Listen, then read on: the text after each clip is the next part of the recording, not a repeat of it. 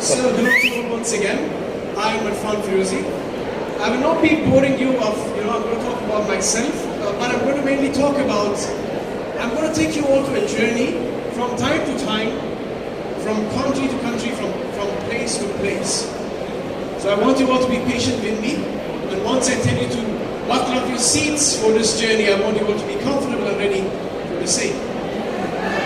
So, I am Irfan Firozi, award-winning storyteller, speaker, environmentalist, educator, conservationist, naturalist, author, researcher, innovator, and the global youth mentor biodiversity storytelling leader and a green environmentalist leader as well at the Abu Dhabi Environmental Agency and the World Wildlife Fund leader of change.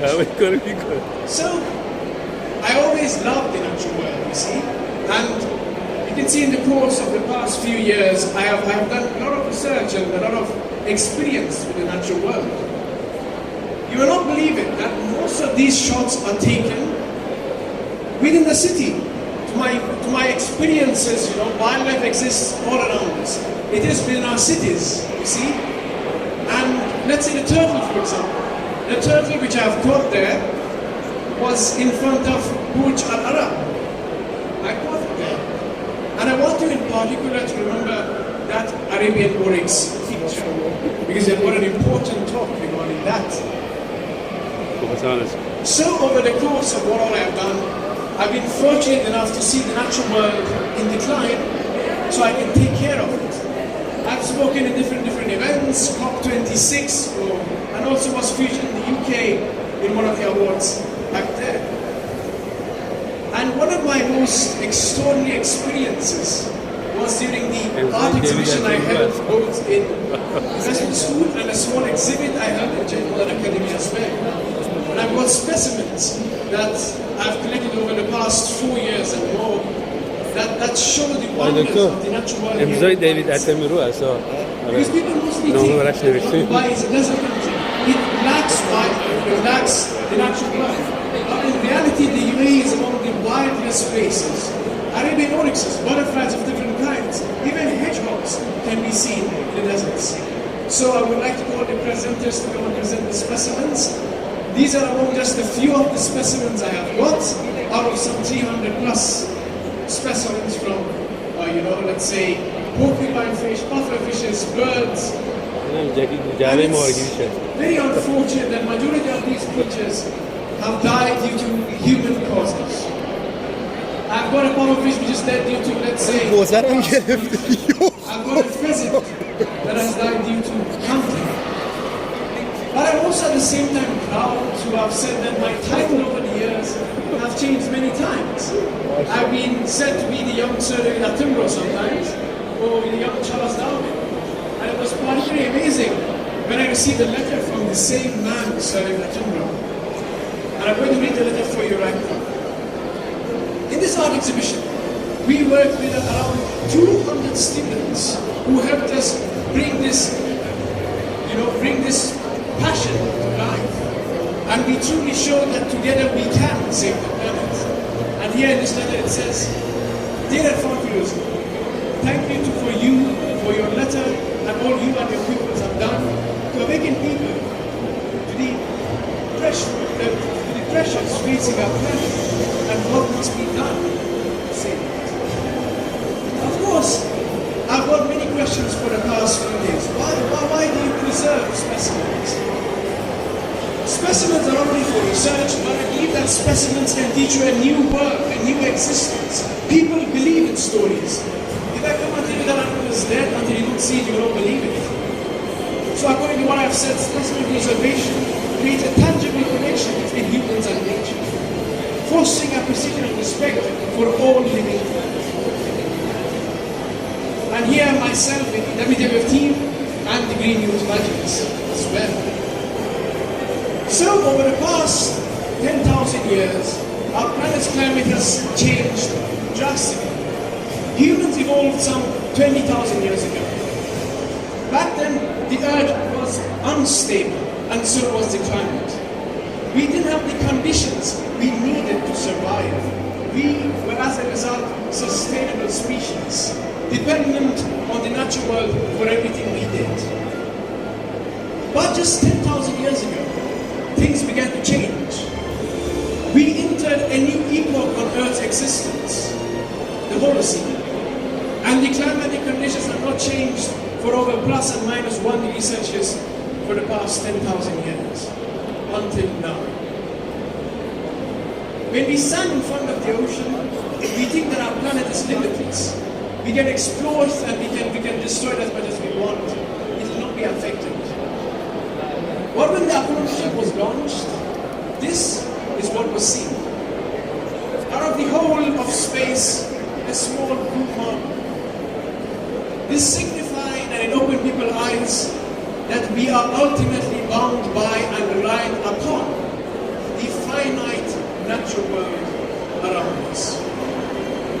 Nothing else, except of course the astronaut was taking the picture. We cannot continue to destroy our planet. This is our only hope. And we have so far destroyed the planet in countless of ways. Climate change, plastic pollution, poaching, and deforestation. Scientists have estimated that there are around 8.7 million species of plants and animals in existence, many still undiscovered. The Earth's average surface temperatures have increased by around 1 degree Celsius since 1900s, with over half of the increase occurring since the 1970s. And at least 14 million tons of plastic ends up in the oceans every year. And with new discoveries, we have found that the oceans have a link with us. And we have been seeing plastic in our lungs, placenta, and blood as well. The consequence of surely is unknown. But there are of course some extraordinary conservation stories as well. The thing is that it's easy for us to destroy species in the last days. When we have the species on our target, there is no place on Earth that it can ever hide. And the same thing happened with UAE's national animal, the Arabian oryx. In Africa, they were hunted to near extinction. But back in the 90s, the 1980s, Sheikh Zayed bin Sultan Al Nahyan, His Highness, did a conservation program in one of the islands, with only 4 gazelles being, taken, 2 males and 2 females. And from that, the UAE now has a population of the biggest population of Arabian oryx in the world. And just in 2011, around 180 or 800 of these individuals were released in the wild. I was a witness to this myself. And now the UAE has over 6,900 Arabian oryxes present. So you see, if we want to save the planet, we can do it. And we can give the UAE as an inspiration. The UAE's leaders are passionate environmentalists themselves. His Highness Sheikh Zayed, that on land and the sea, our forefathers lived and survived in the days. They were able to do so because they recognized the need to conserve it, to take from it only what they needed to live, and to preserve it for succeeding generations. This is a quote that I got from my own book, and you can see it presented right here to show the importance of how the UAE is conserving its natural environments. But it's not just land. Our oceans too have been facing dramatic problems. The biggest problem for sure is something which most of us experience with the whales. Some 50 years ago, the whales were being hunted to extinction. Not only they were hunted for their marine and oil, but they were killed for their meat as well. Of course, in the start, whaling wasn't an easy task. The only people who saw the whales were whalers. But soon, whaling industrialized. We got factories on the sea itself. We began hunting the largest animals on Earth, the blue whales, towards extinction. And we did so at alarming rates. We must understand that at the end, we are the protectors of our planet. And we are all dependent on the natural world. The evolution of whales was an extraordinary thing. Whales were at first land-living animals. They began to migrate to the sea and they could not achieve on land because they won't break. They could achieve in the sea. You see, when you go for a swim, افتخار میکنه به بچه some as long as 4 muscles, the blue whale is one of them. But apart from that, whales help spread nutrients around the oceans. And so without them, the ocean would remain a vast, deep desert. And so there was another successful story. And this was when all of us, those who were there back then, helped bring in awareness and save the whales. This, of course, the video I showed previously, was a sound recorded by one of the Navy's scientists back then. They heard mournful cries. They heard songs in the water. So once they had recorded this, they came to realize that, well, were the whales crying for ourselves? Okay, so it wasn't so. The thing is that we and few animals around the world are the only few creatures that have got something which we call a culture. Whales too have got a culture for song. They can exchange, their songs to different generations. And that was what extolled me. A public outcry led to a global agreement to protect the whales. And now most populations have reached numbers not seen in 100 years. So we can say, hiç vakt برنگرده despite us being out of the ocean, we are living on it. But at the same time, if we don't take action, ایران جایی نداره we will go extinct. I mean, I don't mind, because if we go extinct, the wild species will find their ways to return. We have already had 5 mass extinctions happen in Earth's 4.5 billion year history. The last time it happened was the famous event that brought an end to the age of dinosaurs. We all know it. The meteorite impact. The thing which we almost must all consider is the 9 planetary boundaries. I've mentioned the same in my book. These are the boundaries that keep the planet stable. We have already crossed nearly 4 or 5. And what concerned me the most is that we have crossed dramatically biodiversity or biosphere integrity. That's the biodiversity. I believe that climate change is not real. You know why? Because it's biodiversity loss that causes climate change. The more biodiversity we lose, the more impact, the more damage we have done to the planet. And so the more time and the more energy we need to save it. So again, we still don't know how many boundaries we have crossed, but we know that if we don't take action, it's going to be doomed for all of us. I mean, the thing is, once we cross this green, safe operating zone, we on a button that we cannot close, we cannot off. It'll be a ticking time bomb that we cannot, ignore. But we can at the same time rewild the planet. In my TEDx speech, I broke rewild into different letters, and each letter signified a different word. The first word signifies regenerate. We must begin to regenerate biological as far as we can. We must allow the wild spaces to reclaim their lost space. We have already cleared enough land to grow all the food we need for almost 10 billion people. And we already waste a lot of food ourselves.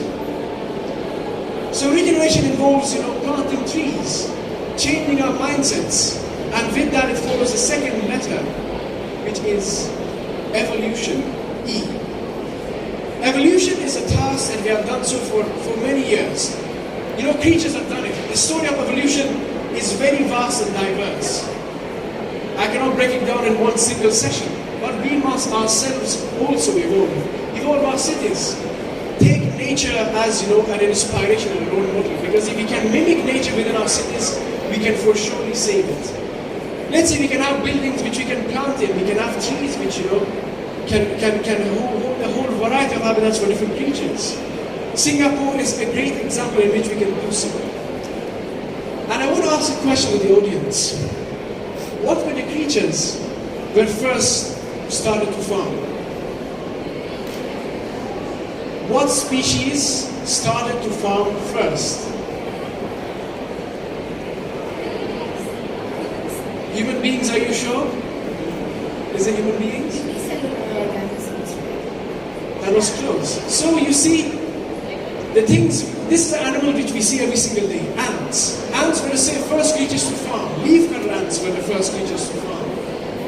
And we look at ants and we say they are extraordinary creatures that are very close to ourselves, right? They have got a close bond with ants. Their societies function like ours. And I ask another question. Do ants make noise? Do they talk? Do they speak?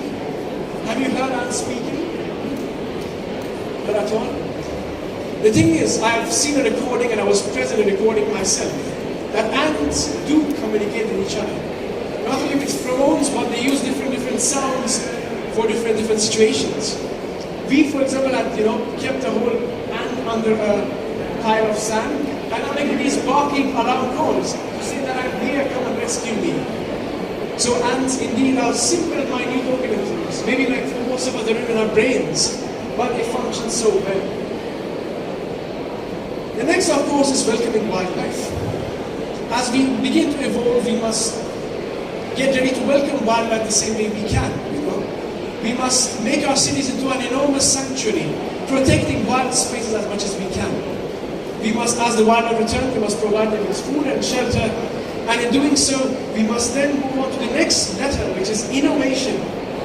They have got extraordinary technologies these days. We are the biggest and the most smartest problem solvers in the entire planet. We can save it. We can plant trees using drones, for example. We can mimic nature by having electric cars which don't make noise. And if they don't make noise, we can have creatures like bats return to our cities. Next is the most important aspect, which is, of course, the website which I'm doing. I've been spreading awareness for the past 10 years. And I've got a website which talks about all these things which I've done, including my TEDx speech, and my book itself is also there, and much more things you can for sure visit it as well. Apart from that is learning. If you want to take care of the planet, the biggest impact you can all take is saving it. Saving it by spreading awareness. Simply talk to your friends and say that, okay, I want to do this, I want to do that. The fun fact about the species, pangolins, for example, are the most trafficked animals in the world.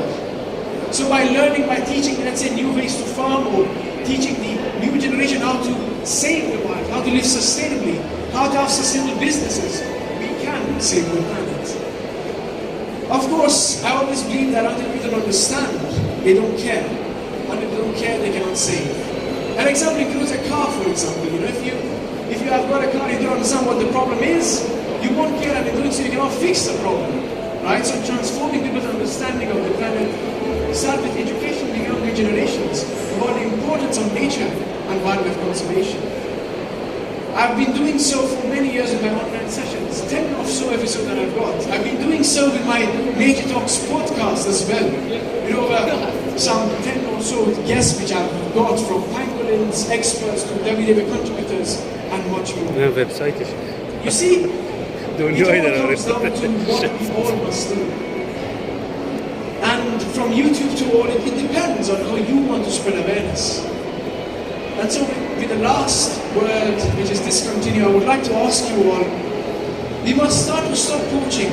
We are consumers, and we have the choice in our hands to say that I will not buy a product from you until it is sustainable, because I care for the planet, I care for the future generations. And so we must discontinue all types of harming to nature. And yesterday, Mr. Adnan spoke about human-to-human relationships. What does that mean? The same way as ants are superorganisms, so are humans. If we work together, we can save the planet, because when working apart, we can destroy the planet. Surely, working together, we can save it. So, before I conclude, a small quote from Charles Darwin. The same is also mentioned in my own book as well. The year the earth changed. Why I named it was because the UAE's year is not the year of sustainability. We can save the planet this year itself. And in this, we can see that what are the impacts if we change the grain of balance of life. A grain, the balance, will determine which individual shall live and which shall die, which variety of species shall increase in number, and which shall decrease or finally be extinct.